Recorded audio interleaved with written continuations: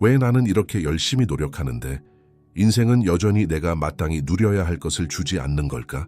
아마 당신도 수없이 이 질문을 속으로 되뇌었을 것이다. 뼈가 시리도록 노력했는데 돌아오는 것은 지독한 공허와 답답한 뿐인 순간, 우리는 흔히 이 불균형을 운명의 장난이나 재능 부족이나 혹은 세상과의 불공정한 거래 탓으로 돌린다. 그러나 나폴레온 힐은 단호히 말했다. 그것은 운이 아니다. 그것은 재능의 문제가 아니다. 그것은 바로 마인드셋, 즉 정신의 방향성 때문이다. 인생은 차와 같고 당신의 정신은 그 차를 조종하는 핸들이다. 아무리 강력한 엔진이 달려 있어도 핸들이 잘못된 방향을 가리킨다면 목적지에 도달할 수 없다. 수많은 사람들이 멈추고 넘어지고 다시 제자리로 돌아오는 이유는 단 하나. 그들의 마인드셋이 여전히 과거의 상처, 두려움, 그리고 타인의 목소리에 묶여있기 때문이다. 어릴 적 부모가 무심코 던진 한마디, 선생이 내린 부정적인 평가, 사회가 강요하는 기준, 그 모든 것들이 무형의 코드처럼 우리의 무의식에 새겨진다. 그 코드는 반복적으로 스스로를 향해 속삭인다. 니언 안 돼. 니언 충분하지 않아. 세상은 불공평하니까 아무 소용없어. 그리고 결국 우리는 그 암시를 따라 움직이며 스스로의 발목을 잡는다. 하지만 나폴레온 힐은 우리에게 다른 길을 제시했다. 그는 말했다. 생각은 현실이 된다. 우리가 품는 신념, 우리가 반복하는 언어, 우리가 허용하는 내적 이미지들이 곧 운명의 지도 위에 길을 그린다. 그렇다면 좌절의 근원은 바로 잘못된 마인드셋에서 비롯된다. 여기서 중요한 진실이 드러난다. 당신이 지금의 상황에 머물러 있는 것은 당신의 가능성이 부족해서가 아니라 당신의 정신이 잘못된 궤도 위에 올라타 있기 때문이다. 마인드셋이란 단순한 태도가 아니다. 그것은 모든 행동을 지휘하는 보이지 않는 통제실, 당신의 잠재력을 억제하거나 해방하는 보이지 않는 힘이다. 이제 질문은 달라진다. 왜 인생이 나를 거부하는가? 가 아니라 나는 어떤 마인드셋을 운전석에 앉혔는가? 이다. 오늘도 당신의 정신은 운명의 차를 몰고 있다. 그 핸들을 어디로 돌릴 것인가? 눈에 보이지 않는 힘이 우리의 모든 선택을 지배한다. 그것이 바로 마인드셋이다. 사람들은 종종 인생의 결과를 운이나 능력 혹은 외부 환경의 산물로 생각한다. 그러나 나폴레온 힐은 진실을 꿰뚫어 보았다. 인생을 움직이는 진짜 엔진은 외부가 아니라 내부의 정신 구조, 즉 마인드셋이다. 더 마인드셋은 일종의 보이지 않는 운영체제와 같다. 스마트폰의 앱은 화려하고 다양하지만 그 밑에서 작동하는 운영체제가 무너지면 어떤 앱도 제대로 작동할 수 없다. 우리의 정신도 그렇다. 아무리 목표를 세우고 책을 읽고 새로운 도전을 시작해도 깊은 무의식 속에 깔린 잘못된 마인드셋이 있다면 모든 시도는 자꾸만 벽에 부딪히고 만다. 그렇다면 이 마인드셋은 어디서 비롯되는가? 대부분의 경우 그것은 우리가 선택한 것이 아니라 주입된 것이다. 어린 시절 부모가 던진 무심한 말들, 학교에서 들은 평가와 비교, 사회가 정한 기준과 규칙, 심지어 실패와 상처로부터 스스로 새겨 넣은 부정적인 믿음들, 이 모든 것들이 하나의 코드처럼 마음속 깊은 곳에 새겨진다. 그리고 그 코드는 우리의 무의식에서 끊임없이 반복된다. 너는 안 돼. 넌 그럴 만한 사람이 아니야. 인생은 원래 불공평해. 이 속삭임은 단순한 생각이 아니다. 그것은 보이지 않는 명령이며 우리의 뇌와 신체를 움직이는 신호다. 결국 우리는 그 명령을 따르게 되고 무의식적으로 스스로의 가능성을 제한한다. 이 과정을 우리는 종종 자기 파괴라고 부른다. 문제는 많은 사람들이 이 사실조차 모른다는 것이다. 그들은 끊임없이 노력하지만 보이지 않는 사슬에 묶여 제자리만 맴돈다. 그들은 더 나은 결과를 바라지만 내면의 운영체제가 불가능을 기본값으로 설정해 놓았기 때문에 그 바람은 늘 좌절로 끝난다. 하지만 좋은 소식이 있다. 운영체제가 잘못되었다면 그것을 다시 설치할 수 있다는 것이다. 마인드셋은 운명이 아니라 선택이다. 당신이 지금 어떤 길을 걷고 있든 어떤 과거를 가지고 있든 새로운 정신구조를 심고 키울 수 있다. 나폴레온 힐이 강조한 것도 바로 이 점이다. 인생의 패배자는 환경이 아니라 잘못된 사고방식이 만든다. 따라서 질문은 다시 이렇게 바뀐다. 나는 왜 실패했는가?가 아니라 나는 어떤 마인드셋을 허용했는가이다. 오늘 당신이 허용하는 생각은 내일의 당신을 만든다. 마인드셋이 곧 인생의 설계도이며 당신이 지금 손에 쥔 가장 강력한 무기다. 사람들은 종종 묻는다. 나는 원래 이런 사람이니까 바꿀 수 없지 않을까? 하지만 나폴레온 힐은 단호히 말했다. 마음은 다시 쓸 수 있다. 마치 낡은 프로그램을 지우고 새로운 운영체제를 설치하듯 우리의 정신 역시 의도적인 연습을 통해 재프로그래밍할 수 있다. 먼저 기억해야 할 것은 우리의 잠재의식은 논리로 움직이지 않는다는 사실이다. 잠재의식은 숫자와 계산이 아니라 반복과 감정에 반응한다. 그렇기에 한 번의 결심, 단 한 번의 결단은 잠재의식에 깊이 새겨지지 않는다. 오히려 매일같이 반복되는 생각, 습관적인 언어, 그리고 감정이 실린 이미지들이 무의식을 형성한다. 이것이 바로 힐이 강조한 반복의 힘이다. 아침에 눈을 뜰 때, 잠들기 전 하루의 짧은 순간마다 우리는 스스로에게 어떤 말을 하고 있는가? 그 말이 바로 잠재의식의 코드가 된다. 만약 나는 절대 못해라는 말을 반복한다면 잠재의식은 그것을 절대적인 명령으로 받아들인다. 그러나 반대로 나는 할 수 있다. 나는 이미 그것을 이루고 있다. 라는 선언을 반복한다면 잠재의식은 결국 그 신호를 현실의 행동으로 변환시킨다. 또 하나의 중요한 도구는 시각화이다. 단순히 단어를 되뇌는 것을 넘어서 원하는 결과를 선명하게 그려내는 것이다.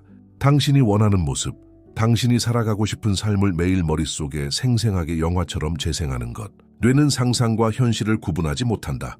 반복된 시각화는 결국 뇌가 그 이미지를 현실로 끌어들이는 강력한 자석이 된다. 하지만 리프로그래밍은 단지 앉아서 생각만 하는 것이 아니다. 그것은 반드시 행동과 연결되어야 한다. 나폴레온 힐은 행동 없는 신념은 환상에 불과하다고 말했다. 즉 반복과 선언, 시각화는 곧 작은 실천으로 이어져야 한다.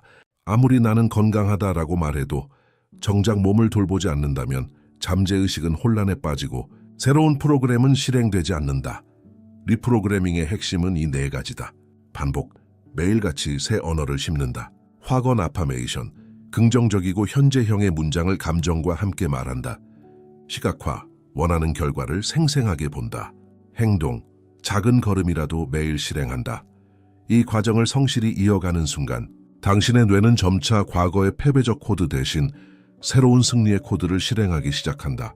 결국 당신은 자신도 모르게 다른 선택을 하고 다른 행동을 하고 다른 길을 걷게 된다. 리프로그래밍은 하루아침에 완성되지 않는다. 그러나 그것이 완성될 때 당신은 더 이상 과거의 자신이 아니다. 마치 새로운 프로그램이 깔린 기계처럼 당신은 전혀 다른 현실을 살아가게 된다. 우리는 하루에도 수천 마디의 말을 한다. 그러나 그보다 더 많은 말은 입 밖으로 나오지 않는다. 머릿속에서 그리고 가슴 속에서 끊임없이 반복되는 내적 언어가 있다. 이 내적 언어야말로 우리 인생을 결정짓는 보이지 않는 지휘자다. 나폴레온 힐은 말했다. 당신의 무의식은 당신의 말을 곧바로 명령으로 받아들인다. 이 말은 단순한 은유가 아니다. 실제로 뇌는 반복되는 언어를 학습하고 그 언어에 맞추어 신체와 행동을 조정한다. 예를 들어 나는 절대 할 수 없어 라는 문장은 단순한 투정이 아니다. 그것은 무의식에게 내려진 금지령이다. 무의식은 곧 행동을 멈추고 새로운 시도를 차단한다. 반대로 나는 할 수 있다라는 문장은 단순한 낙관이 아니다. 그것은 무의식에게 보내는 출발 신호다. 마치 컴퓨터에 입력된 명령어처럼 뇌는 그 신호를 따라 행동을 시작한다.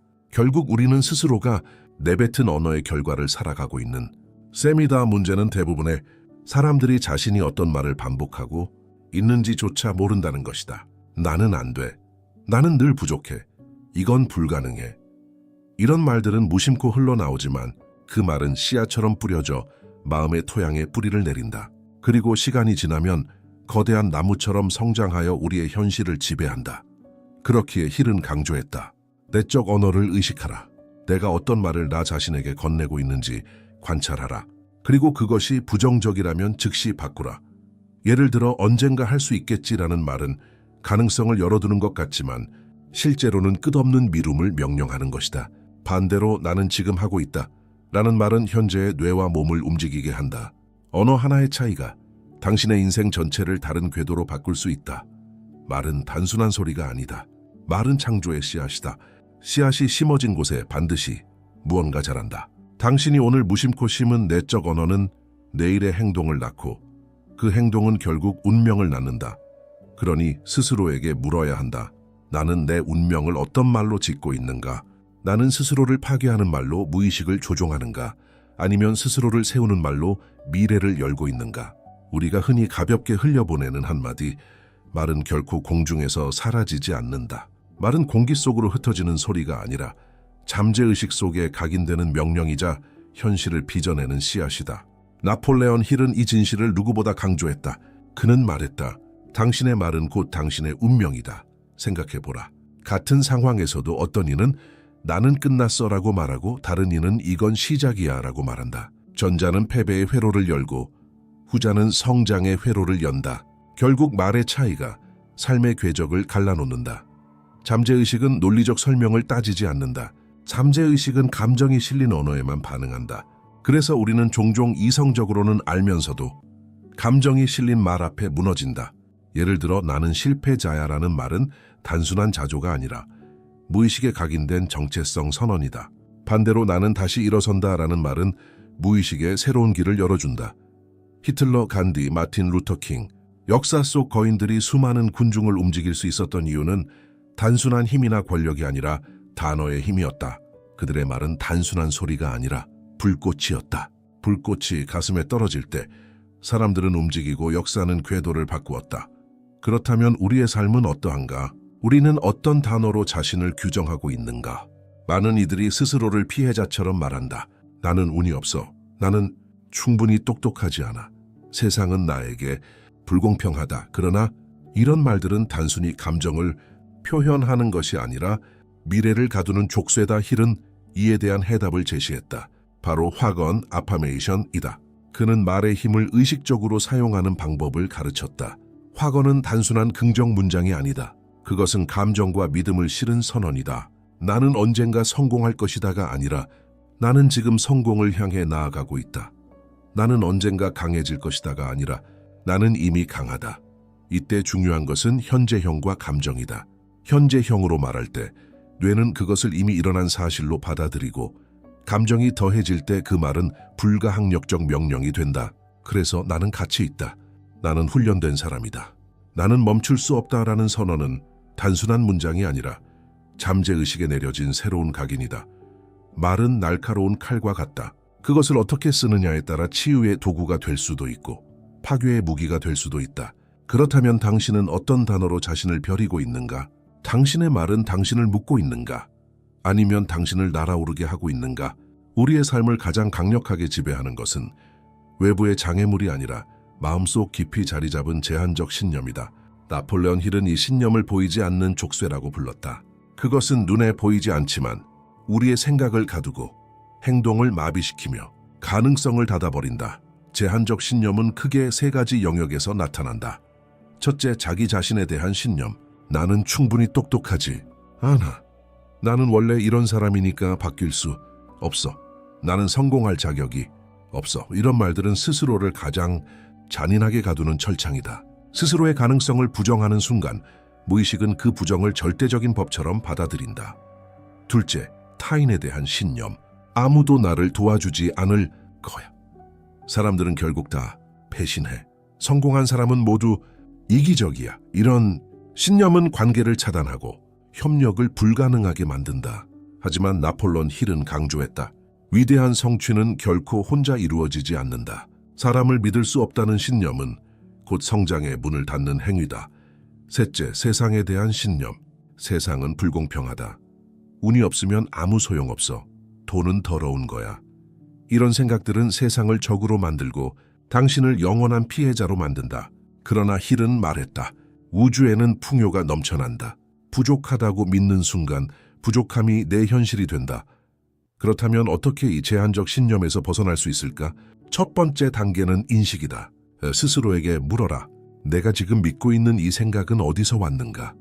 진짜 내 생각인가? 아니면 부모, 사회, 과거의 상처가 주입한 환영인가? 인식하는 순간 신념은 더 이상 절대적인 힘을 잃는다. 두 번째 단계는 질문이다. 정말로 이게 진실일까? 모든 사람이 날 버렸는가? 모든 기회가 닫혀 있는가? 질문은 신념을 흔들고 균열을 만든다. 세 번째 단계는 대체다. 부정적인 신념 대신 새로운 신념을 선택하라. 나는 부족하다 대신 나는 성장 중이다. 세상은 불공평하다. 대신 세상은 기회를 주는 법칙으로 움직인다. 새로운 신념은 마치 씨앗처럼 심겨져 점차 무의식의 토양을 바꾼다. 네 번째 단계는 행동이다. 새로운 신념은 행동으로 증명되어야 한다. 행동이 따라올 때 비로소 무의식은 이것이 진실이다라고 받아들인다. 제한적 신념은 파괴적이지만 그것은 선택일 뿐이다. 오늘 내가 붙잡고 있는 신념은 내일의 내 삶을 결정한다. 그렇다면 질문은 분명하다. 나는 여전히 나를 가두는 신념을 붙들고 있을 것인가? 아니면 나를 해방시키는 신념을 선택할 것인가? 잠재의식은 논리나 설명에 귀 기울이지 않는다. 그것은 오직 반복되는 신호에 반응한다. 우리가 의식적으로는 나는 성공하고 싶다라고 말하면서도 여전히 같은 패턴을 반복하는 이유가 바로 여기에 있다. 잠재의식은 말보다 습관, 이성보다 반복을 더 신뢰한다. 한번 떠올려 보라. 당신이 처음 운전을 배울 때 얼마나 서툴렀는지. 핸들을 잡는 손은 떨렸고 브레이크와 엑셀은 헷갈렸으며 머릿속은 온통 긴장으로 가득 차 있었다. 그러나 반복이 쌓이자 그 모든 과정은 더 이상 생각조차 필요하지 않게 되었다. 지금은 무의식적으로 핸들을 돌리고 거울을 확인하며 도로 위를 달린다. 이것이 잠재의식이 작동하는 방식이다. 반복은 결국 신경 회로를 새로 깔고 무의식의 코드 자체를 바꾼다. 나폴레옹 힐은 이 원리를 인간의 모든 성취에 적용했다. 그는 말했다. 잠재의식은 감정이 담긴 반복된 언어와 이미지에 의해 조각된다. 즉, 반복은 단순한 기계적 행동이 아니다. 반복은 뇌를 새롭게 배선하는 작업이며 오래된 제한적 신념을 지우고 새로운 신념을 심는 강력한 도구다. 여기서 중요한 것은 일관성이다. 많은 사람들은 하루 이틀 열정을 불태우지만 금세 포기한다. 그러나 잠재의식은 짧은 불꽃보다 꾸준한 불씨에 반응한다. 오늘도 내일도 그 다음 날도 같은 말, 같은 이미지를 반복할 때 무의식은 이것이 진실이다라고 받아들이기 시작한다. 예를 들어 나는 성공한다라는 말을 수천 번 반복하면 처음에는 단순히 공허한 소리로 들릴 수 있다. 그러나 그 말이 매일 아침 매일 저녁 감정과 함께 선언된다면 잠재의식은 결국 그것을 절대적 명령으로 간주한다. 마치 물방울이 바위를 뚫듯 작은 반복이 쌓여 거대한 변화를 만든다. 힐은 또한 강조했다. 반복은 반드시 감정과 결합해야 한다. 감정 없는 반복은 단순한 메아리에 불과하다. 하지만 열정과 믿음이 담긴 반복은 불꽃이 되어 무의식을 태운다. 그렇기에 그는 제자들에게 이렇게 가르쳤다. 원하는 말을 반복하되 그것을 믿고 느껴라. 그렇지 않으면 그것은 공허한 메아리로 사라질 뿐이다. 반복은 단순히 행동을 만드는 것이 아니라 정체성을 바꾼다. 나는 실패자라는 말을 수십 년 반복하면 그 말은 정체성이 된다. 반대로 나는 성장 중이다라는 말을 매일 반복하면 그것은 새로운 자아를 만든다. 결국 반복은 우리를 묶을 수도 있고 해방할 수도 있다. 우리가 무엇을 반복하느냐가 곧 우리가 누구인가를 결정한다. 그러니 스스로에게 물어야 한다. 나는 어떤 말, 어떤 이미지를 매일 반복하고 있는가? 그것은 나를 제한하는가? 아니면 나를 해방하는가? 나폴레옹 힐은 이렇게 말했다. 감정 없는 단어는 무력하다. 단어는 씨앗이지만 감정은 그 씨앗이 싹트고 자라도록 만드는 햇빛과 물이다. 반복되는 단어가 잠재의식에 스며든다고 했을 때 그것이 실제로 힘을 발휘하게 만드는 요소는 바로 감정이다. 한번 상상해보라. 누군가가 무심하게 나는 할 수 있다라고 중얼거린다면 그 말은 공기 중에서 금세 사라진다. 그러나 같은 문장을 눈을 불태우듯 바라보며 주먹을 움켜쥐고 가슴 깊은 곳에서 울려 퍼지는 목소리로 외친다면 그 말은 단순한 소리가 아니라 명령이 된다. 잠재의식은 이 명령을 즉시 받아들여 새로운 행동의 불씨로 바꾼다.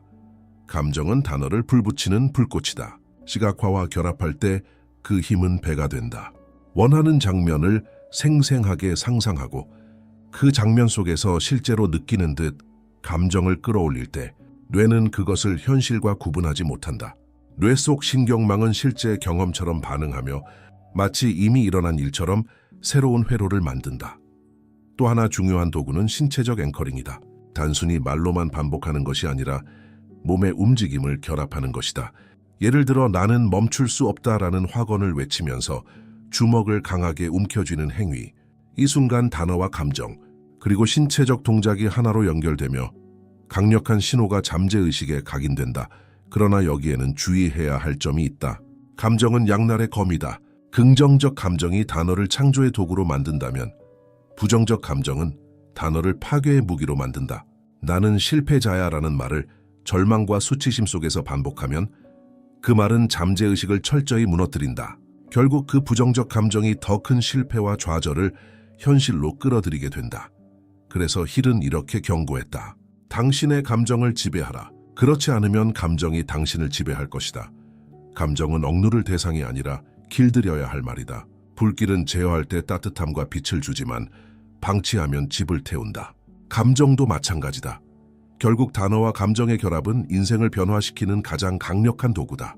무심한 반복은 미약한 파동에 불과하지만 감정이 실린 반복은 산을 움직이는 힘이 된다. 그러니 스스로에게 물어야 한다.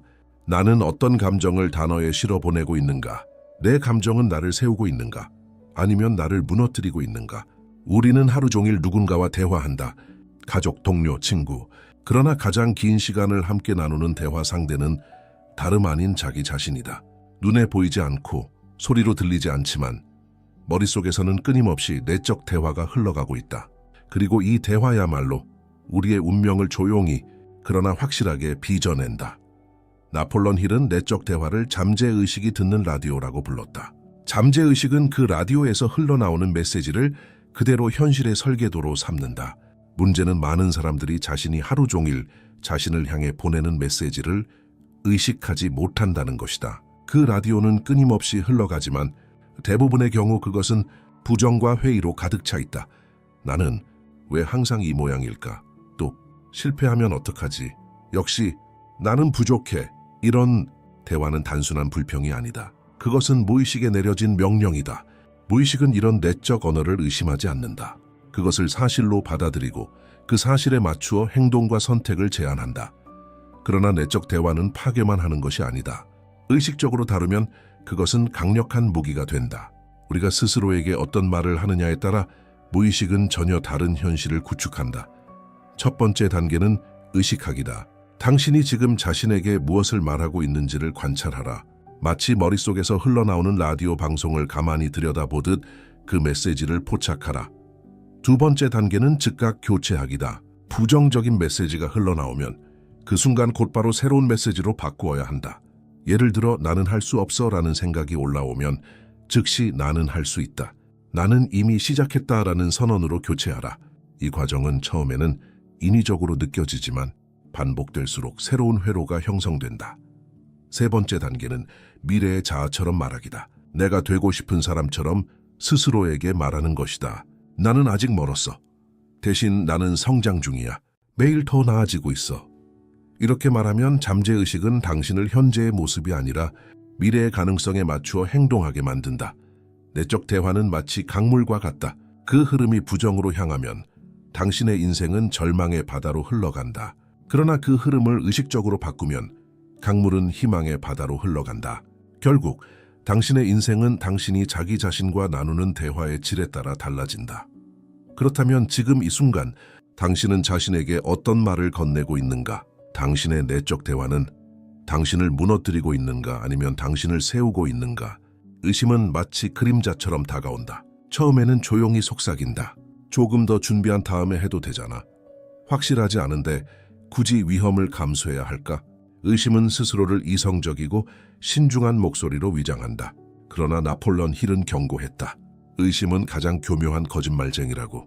그것은 당신이 시도조차 하지 못하게 만드는 보이지 않는 족쇄다. 많은 사람들은 두려움보다도 의심 때문에 멈춰선다. 두려움은 적어도 분명히 느껴진다. 하지만 의심은 조용히, 그러나 끈질기게 당신을 설득한다.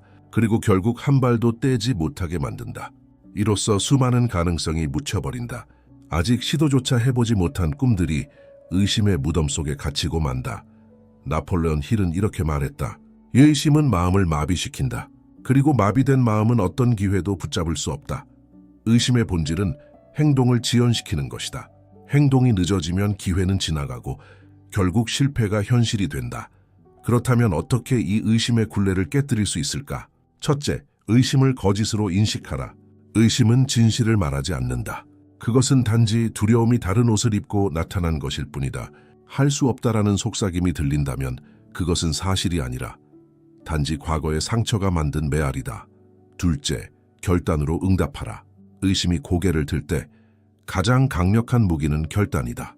망설이지 않고 나는 한다라고 선언하는 순간 의심은 힘을 잃는다. 결정은 방향을 정하고 방향은 행동을 낳는다. 셋째, 행동하라. 비록 두렵더라도.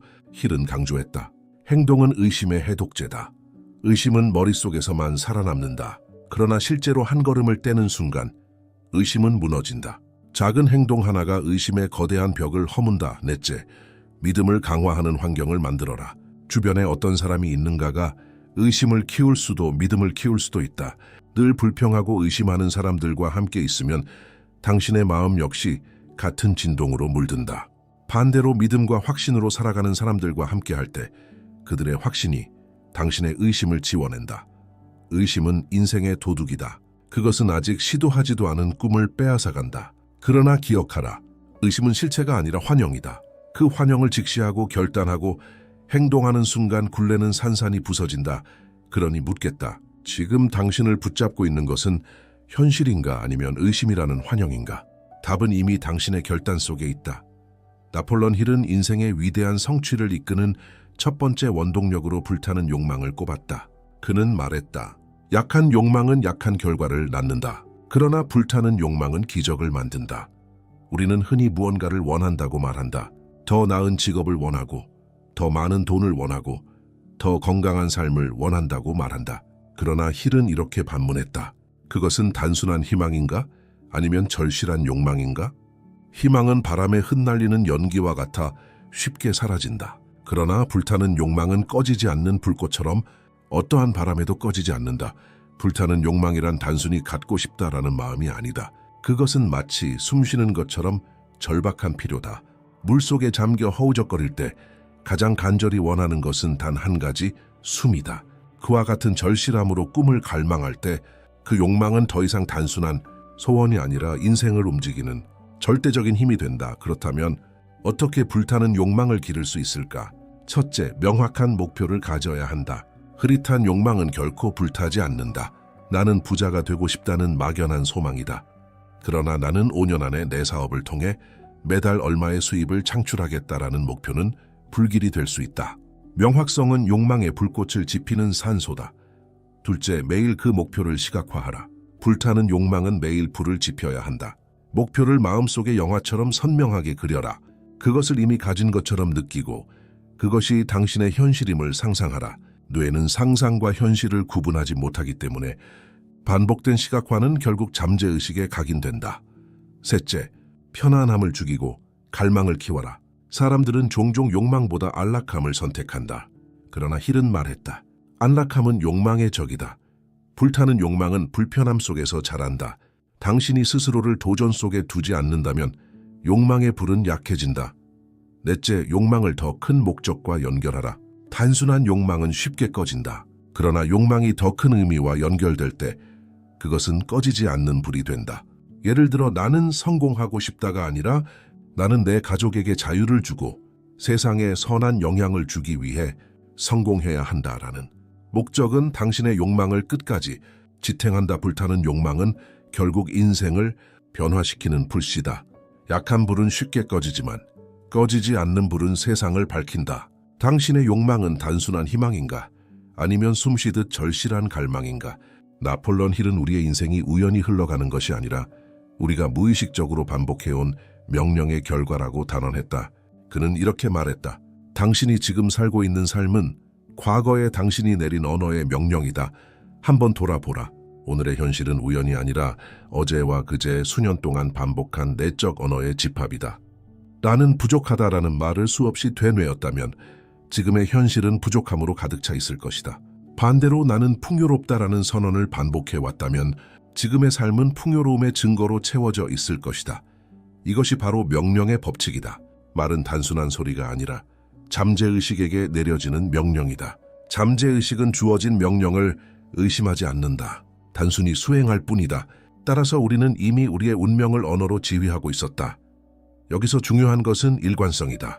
많은 사람들이 자기 안에서 모순된 명령을 내린다. 아침에는 나는 부자다라고 선언하고 오후에는 이건 너무 비싸라고 말한다. 이런 모순은 잠재의식을 혼란스럽게 하고 결국 현실도 혼란스럽게 만든다. 힐은 이를 해결하기 위해 3가지 원칙을 강조했다.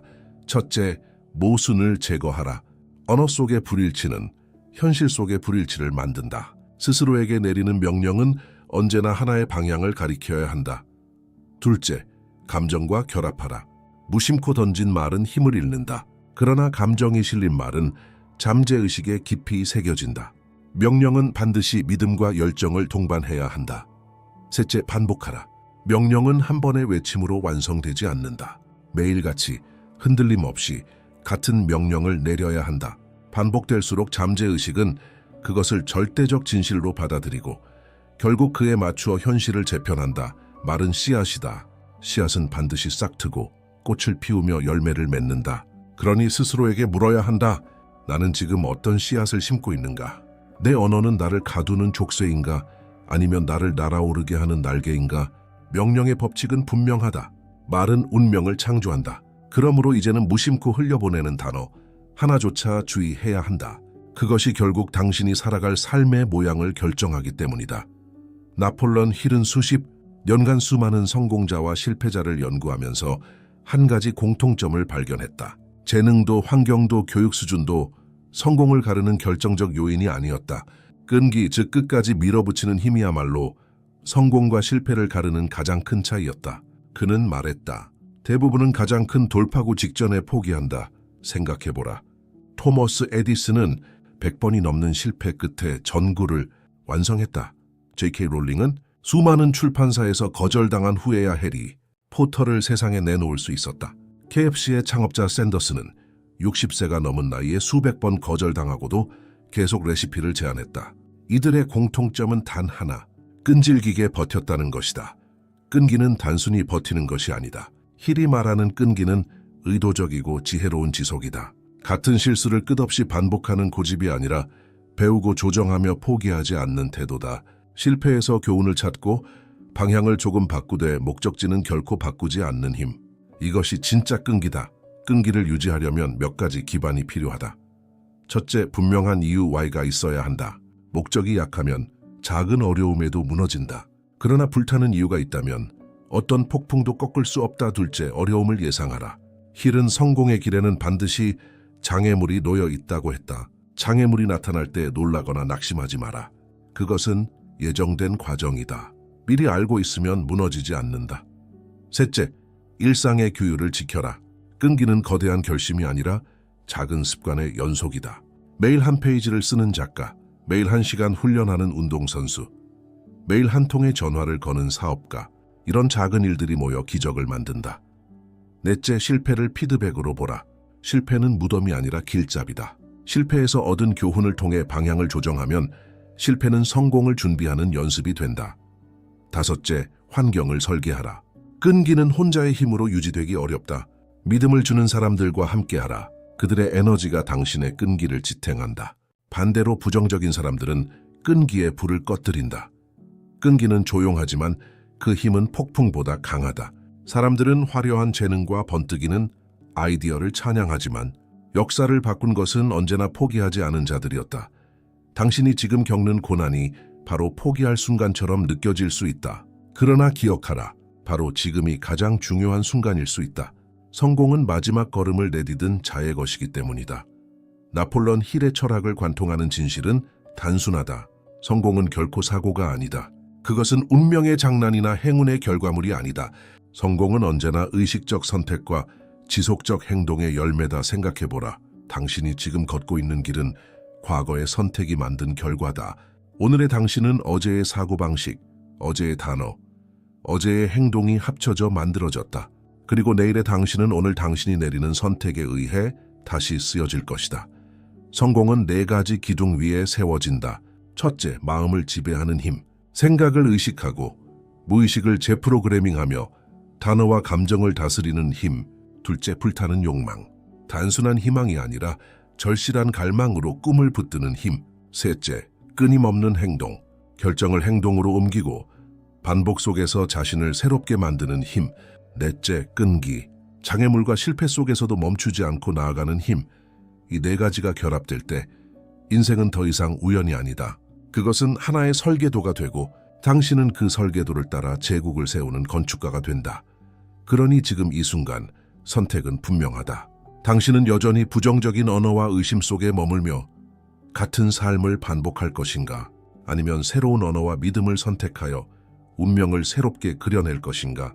세상은 당신이 어떤 선택을 내리느냐에 따라 응답한다. 말은 씨앗이고 욕망은 불꽃이며 행동은 도구이고 끈기는 토양이다. 이 모든 것을 합칠 때 성공은 필연이 된다. 마지막으로 힐의 말을 빌리겠다. 꿈꾸는 것으로는 충분하지 않다. 세상은 행동하는 자를 필요로 한다. 이제는 더 이상 기다리지 마라. 당신의 미래는 이미 당신 안에 있다. 지금 선택하라. 당신의 마음을 지배하라. 욕망을 불태워라. 단어로 명령하고 행동으로 증명하라.